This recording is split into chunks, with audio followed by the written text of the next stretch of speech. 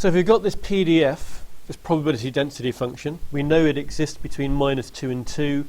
What do you think the first part of a A-level question may be?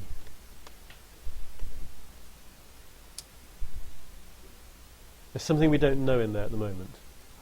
Find C. Yeah, the first sort of thing you may have in a question, part A, may be find the value of C, which is just your constant, it's just a number.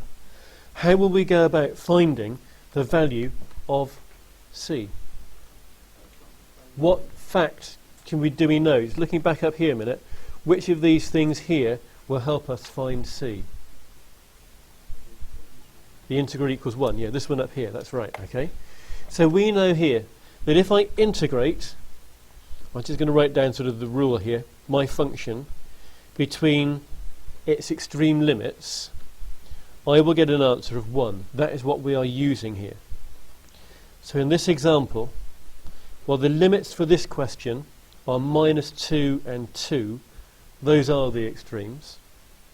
My PDF is C into 4 minus x squared. And I'm told when I integrate that, I will get an answer of 1.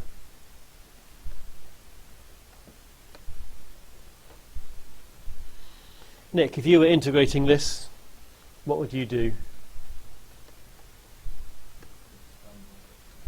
Could expand the bracket. I'm not going to expand the bracket. I think it's a better first step. Anybody come up with it? Just makes it a little bit easier, I think. Maybe you're not going to agree. This C is a number. What can you do with a number if it's just multiplied by everything you're integrating? You can just take it straight through the integral. I would take that C just straight through the integral sign. So I've got the C outside the integral, which gives me that line. Nick, who would you like to nominate to help next? Greg, can you do the integration for me? Can you please integrate 4 minus x squared?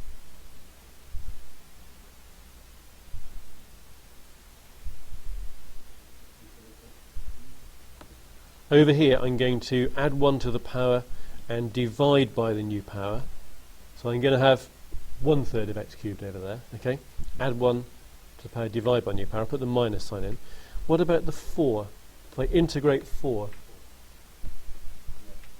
4x, yeah, okay.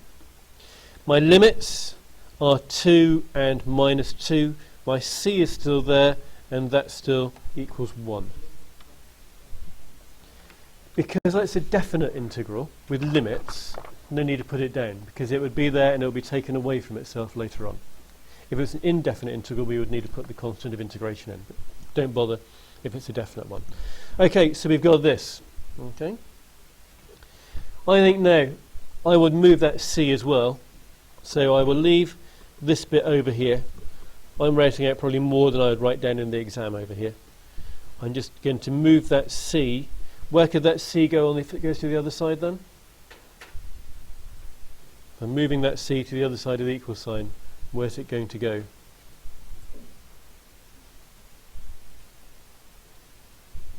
Go on.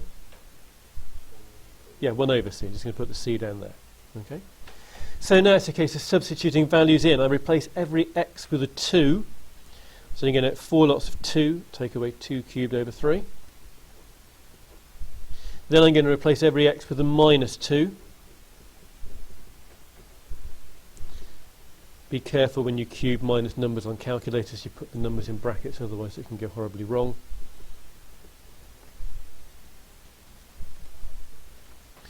Has anybody worked out the value of those things? You've got 3 is C is 3 over 32. That's correct. That's correct. Okay. If you reach, do you know the value of this bracket here, Matt?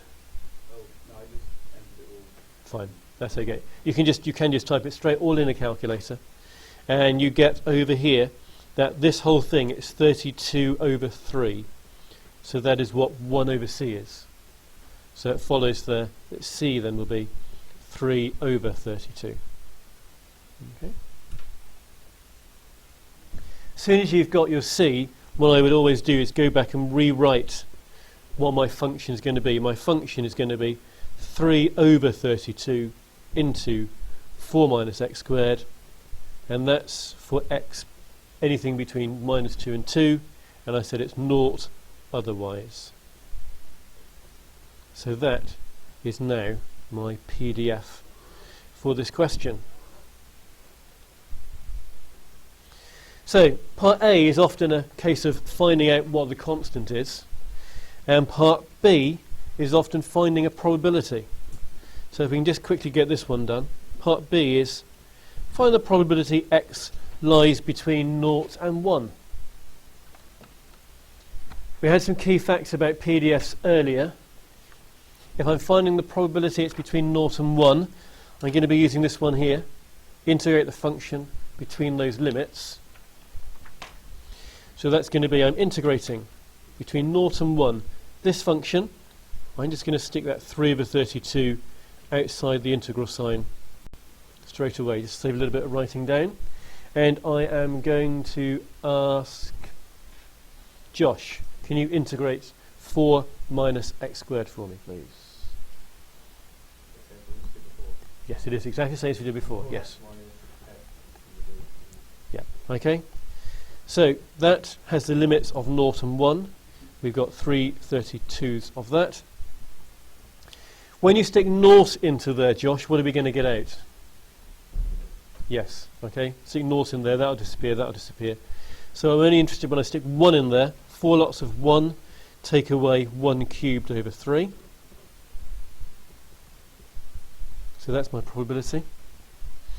And if you work that out, you should get an answer of, has anybody got it? 11 over 32. That is the probability. Okay. That's where we're going to stop for now on continuous random variables. We'll continue next lesson.